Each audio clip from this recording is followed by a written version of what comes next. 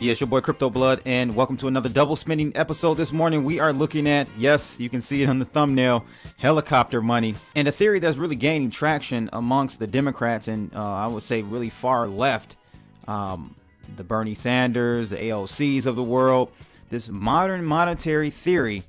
And so we're going to kind of break this down. I've got a video out of Real Vision from a gentleman that talks about MMT and how it's different than what we have today. Now, one has to kind of assess, and this hopefully this video does this for you, assess which is the greater or lesser evil. We had to pick. CB is going to pick modern monetary theory simply because the money gets kind of injected into the system from the bottom up instead of what we have today, which is from the top down. So the rich really get richer in the monetary printing, money conjuring system that we have today.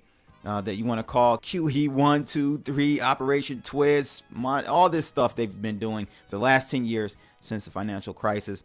That's what we've been under, is that system to try to prop and stimulate things. But you know, with MMT, the way inflation is created in their theory, in their system, in their strategy is different. So we're going to take a look at the details on that.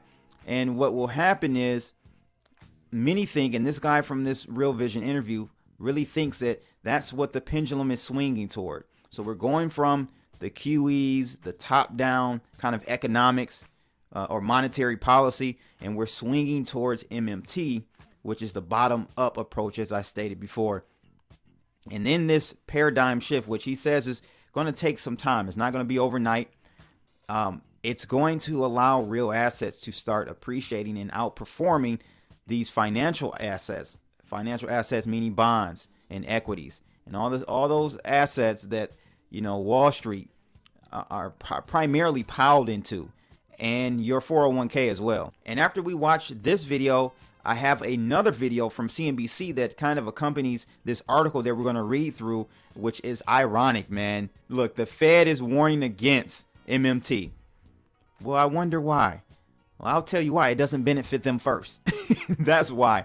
It's so the irony of it all. So it's just crazy where we are with things. And I definitely want to get your feedback on this topic. This is a huge one. This is a hot one. It's been, MMT is not anything new. Maybe it's been repackaged, rebranded. But it's the theory has been around for a while, essentially meaning that, you know, because we are the source of our money printing, our government, or in our case, the Federal Reserve can just print money and take that money and essentially finance our national debt. And by doing that, really injecting that money right into the system, infrastructure, you know, kind of paying free healthcare, free education, going at it that way versus what we've done for the last 10 years. We've essentially bought assets, the Federal Reserve, our government, right? Not us, the people, but our government. So it's just interesting. Two polar opposite strategies. I want to definitely have that dialogue in the comments below about, you know, which is the less of two evils, because we're in one and we possibly may be swinging toward MMT. I personally don't see what quote unquote many, you know, outlets on YouTube want to make you think that we're heading toward an economic reset and everything is going to just start over and we're going to have a gold standard. No, I don't think that's going to be the case. However, in MMT, as I've stated, real assets will outperform financial assets. So that does mean that gold, precious metals should start outperforming financial assets like stocks and bonds. So again, hope you guys enjoy this video, this quick clip from Real Vision, and then we'll take a look at this article. But you know the routine. Make sure you click the thumbs up, losers, click the thumbs down, and subscribe to this channel. And don't forget to click that notification bell to receive more videos like this. Modern monetary theory, and it's as old as the hills, really. You know, it's kind of nothing more than good old-fashioned monetary financing. And in a nutshell, really, it's just central bank financing of government deficits. That's all really MMT is. Now, governments can fund themselves in two ways. They can do so through taxation, and they can do so through borrowing. And under MMT, the government is supposed to essentially borrow without limit, so don't pay attention to your deficits or your debt or anything like that, until you reach full employment. That's the point where you're supposed to stop. Taxation just really takes the place of what conventional monetary policy did before. Taxation is really there to basically simulate or dampen the economy and to redistribute income. The only really overall constraint of MMT is basically what are the productive limits of the economy. So you're supposed to stop when the economy is at the level where if you start to produce any more, it becomes inflationary. But that's the big question. Does anyone know when that point is? So MMT and QE are very different beasts. QE creates the supply of money, but crucially, it doesn't create the demand. It doesn't create the demand for that money. So what you end up with is lots of reserves sloshing around the system, but not really having any impact on the real economy. MMT is very different. It creates the supply of money, but it also creates the demand through the government purchases of goods and services. And just because QE is not inflationary, that doesn't mean to say, and by that, of course, I mean it doesn't create consumer inflation. Of course, it creates a lot of asset price inflation. But just because QE has not been inflationary, people shouldn't be lulled into a false sense of security that MMT also won't be inflationary. Now, I think MMT will be very inflationary. Why is that? Well, there's kind of three main reasons, I would say. First of all, under MMT, they say that deficits don't matter. It's also said that total debt, doesn't matter. And the government, as I mentioned earlier, is supposed to know kind of when to stop stimulating, at that point when you reach full employment. Taking the last part first, is it possible for anyone to know where that point is? I would argue no, ex ante, to know when an economy is going to hit full employment. And even if you did catch it at the right moment, it's very difficult. You have a little bit of inflation, but inflation is like toothpaste. Once it's out the tube, it's much harder to put back in. But I would also argue that the last person you want trying to make that decision is a government.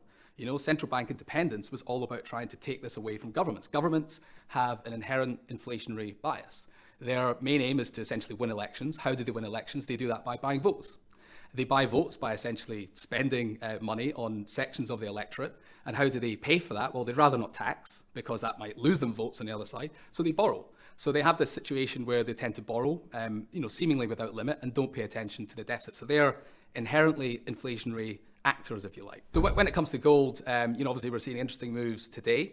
I think that's based on, rather than a kind of, we're trying to early factor in MMT-like policies, it doesn't really need that. I mean, that will obviously help gold, I think, in the longer term, because its role as an inflation hedge is certainly something you want to consider having in your portfolio. But I think what's boosted it most recently, certainly in the last sort of few months, has been this shift to more negative rates. And you can almost see an uncanny kind of relationship between the price of gold and the outstanding amount of negative yielding debt in the world. So we've seen that negative yielding debt kind of skyrocket, and along with it, the price of gold. So I think gold is sort of trying to straddle two things right now, as I say, the negative yielding aspect of things, because obviously, relatively speaking, gold now has positive carry. A lot of people who shunned it now are looking at it as a serious alternative, a serious way to hold some of their investments. But the longer term picture is intact as well, because certainly in an MMT world, with these tail risks of inflation being higher, then gold and other precious metals, it makes a lot of sense to hold them. So I expect to see real assets beginning to outperform financial assets. I expect to see cross-asset volatility rising on average and more frequent bursts higher in volatility. And I expect to see the whole 60-40 portfolio risk parity model challenged as it no longer offers diversification benefits. And really, financial markets are like history. It has eras, and we're really going from one era and we're transitioning to the next right now. So this gentleman, Simon White, really sums it up pretty well, in my opinion, as far as his analysis. And his firm, I didn't have this in the video, in the clips that I played, but essentially he has a research firm that is no bias to his narrative and what they research. They go strictly off of quantitative data. So I personally like hearing from people like this, because there's almost no bias in their research. It's all off of the numbers. But what I want to show you guys is an article out of CNBC, which really had me. I was laughing this morning when I saw this. Couldn't believe it. Fed analyst warns of economic ruin when governments print money to pay off debt. Now, you may say, CB, how can they say this when they are doing the same thing? They're printing money. They are printing money, but they're printing money not to monetize debt in the sense of national debt, but the Federal Reserve is printing money to help their friends on Wall Street. They're paying off mortgage debt, a lot of these mortgage bonds and mortgage debt, and they're doing that. They're helping the banks directly by assisting them. They're not paying off national debts. They're not paying off student loan debts. They're not doing that. They're helping Wall Street. So, of course, they're not going to like, a system or policy, a monetary policy like MMT that's going to help the people first. Now, I'm not saying one is better than the other. I'm just saying, if I had to pick my poison, it would probably lean more to the MMT because at least it's helping the people first. Both are horrible. This is where we are with things. This is what fiat, unbacked money does.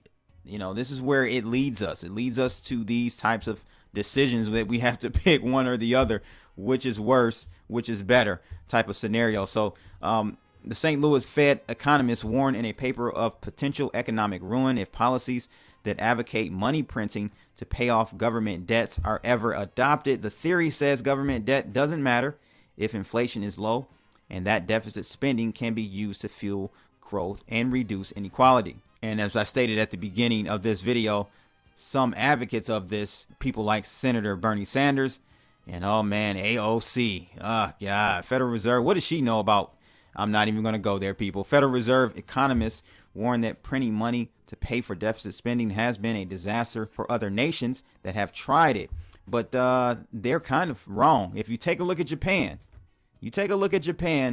they've been essentially doing MMT for 20 years. We haven't seen them crumble. It's not like they're Weimar Germany or anything like that. How the Fed in this paper that they put out is warning would happen to the U.S. if we went down that road. In a paper that discussed the burgeoning U.S. fiscal debt, Fed experts note that high levels are not necessarily unsustainable so long as income is rising at a faster pace. They note that countries that have gotten into trouble and looked to central banks to bail them out haven't fared well. They cite with their fear-mongering Weimar Germany, Zimbabwe in 2007 through 2009 period, and Venezuela currently. All three faced massive deficits that led to hyperinflation due to money printing. But one thing I have to say on this particular point that they're trying to highlight and scare people with, all those countries that they mentioned did not have the world reserve currency. That's like the key point that they're not even bringing up, because they know that because we currently are. Is that changing? Possibly, but it wouldn't change within a year or even 5. I don't think. A lot of the world is going through what we call de-dollarization. That's no doubt about it. However, this is something that's not going to happen overnight. It's been slowly happening, and it may accelerate. But again, you can, as a country, as a government, you can quickly sneak in there some MMT to kick the can down the road a little bit longer before the shift is fully done. And then in the interim, maybe you can come up with a cryptocurrency fiat that you issue. Kind of what Jim Willie talked about many years ago, having 2 fiat currencies within the country, one for exports, domestic, one for foreign relations, import exports, and one internally, like a domestic dollar. So that is a possibility. We could go that route. Ironically enough, the paper never specifically mentions modern monetary theory, though the approach it describes meshes its central tenets of MMT. The Fed analyst does reference a paper on MMT in a sidebar box on monetary owls, as opposed to hawks. Interesting. Indeed, MMT supporters argue that a country that runs up debts in its own currency can never default, and as long as inflation remains tame, there really are no problems with government deficit spending. They further say that public spending can be used to stimulate the economy, that essentially a deficit in the public sector can be a surplus in the private sector. What do you guys think about that statement? Like I said, I'm not for this socialist, this form of socialism. There are some aspects of neo-socialism that I think we can pull out of and grasp, more so being in the private sector where, corporations shouldn't be this big, run by a few C-suite members and a board and a group of board members. I don't think it should be that way. I think your Fords, your Apples, these companies can still be profitable, still make a huge impact in the economy, but should be the workers should have some equity by default. If you work there, you should have some say, some voting power. We're not talking about stocks here. I'm talking about actual, every time a decision is made in the company, just have a vote, a sort of direct democracy, sort of what Gerald Salente said on my show a few weeks ago. I'm with that. Like, we should have direct democracy in everything, in voting with public companies.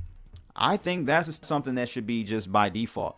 But again, if you had to pick, though, over the last 10 years, we've seen what has happened with this money conjuring mechanism, this collusion between the governments and central banks, where their buddies on Wall Street have never been wealthier. So which would you want? Would you rather, if you had to pick, because again, I think that's a more realistic view of what's to come here in America and around the globe. Really, we're not going to see this overnight, just global reset and we go back to a gold standard. Come on, people.